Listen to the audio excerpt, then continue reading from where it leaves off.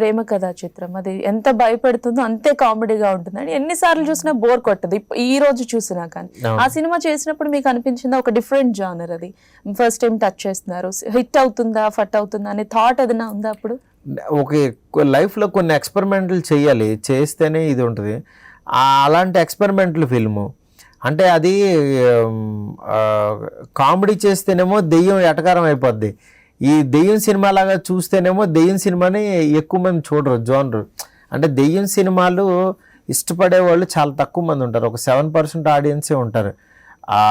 మన ఇది దెయ్యం సినిమాను పోస్టర్ వేస్తే ఫస్ట్ వెళ్ళరు దానికి, ఎందుకులే ఇది దీని గోలని. అందుకని నాకేంటంటే అది దెయ్యం సినిమా లాగా ఎక్కడా ప్రొజెక్ట్ చేయలేదు నేను. అందుకే దానికి టైటిల్ ప్రేమ కథా చిత్రం అని పెట్టా. అంటే ఒక లవ్ స్టోరీ ఇది ఇందులో లేయర్లో లవ్ స్టోరీనే ఉంది. బ్యాక్ డ్రాప్ నేను హర్రర్ ఎంచుకున్నాను తప్పితే ఇది ఒక మంచి లవ్ స్టోరీ అనేది ఫోకస్ చేయాలనుకున్నా. అదే వచ్చింది ఫైనల్గా. నియంతృత్వంతో ప్రజా ఉద్యమాలను ఆపగలరా? బెదిరింపులతో ప్రజా గొంతుకను నొక్కగలరా? తెలుగువారి మనస్సాక్షి సాక్షి టీవీ ప్రసారాల కోసం వెంటనే మీ లోకల్ ఆపరేటర్ను సంప్రదించండి.